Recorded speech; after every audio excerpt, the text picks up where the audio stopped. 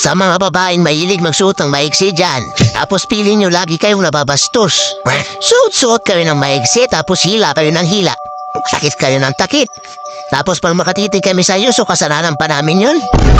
Kasalanan pa namin yun, binigyan nyo agad kami ng kasalanan. Kasi feeling nyo, tinitingnan namin yung kasuotan yung sobrang iksi. Tingin nyo, sinisilipan namin kayo dahil yan sa kasuotan ninyo. Lalo na ito mga nasa public na mahilig magsuot ng maiksi, di ba?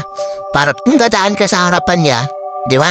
Titingin sa'yo yan, tatakpan ng ganun. So parang kami mga lalaki, alam nyo nararamdaman namin, parang feeling nyo sa amin manyakis. Lalo na yung mga nakaupo, di ba?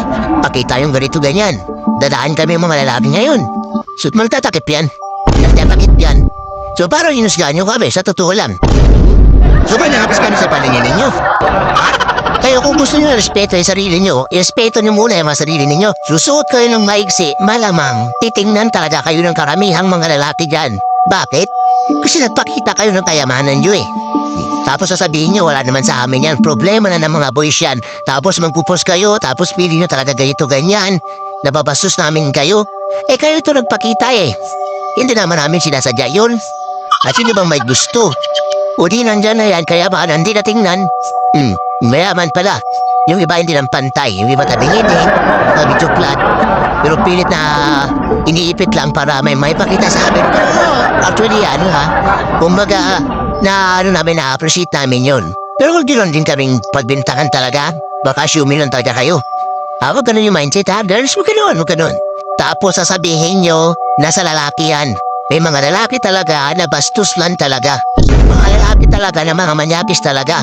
Wala yan sa kasugutan namin kasi yung expression ninyo, nilalabas nyo lang yung figura ninyo. So ganito yan, pag nakatitig kami ng medyo matagal, kasi nakita namin na hindi pantay, so tinignan nyo agad kami. Inusgahan nyo agad kami. Inusgahan nyo agad kami. Na minamanyak namin kayo. Ganun di ba lagi yung mindset? Ha? Pero lagi yung mindset?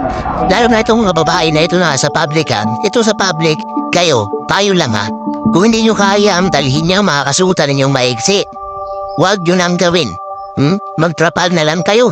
Magsabi na lang kayo, mag-jacket kayo, mag-jogging pants kayo. Kung hindi kayo komportable dyan, pakiusap lang.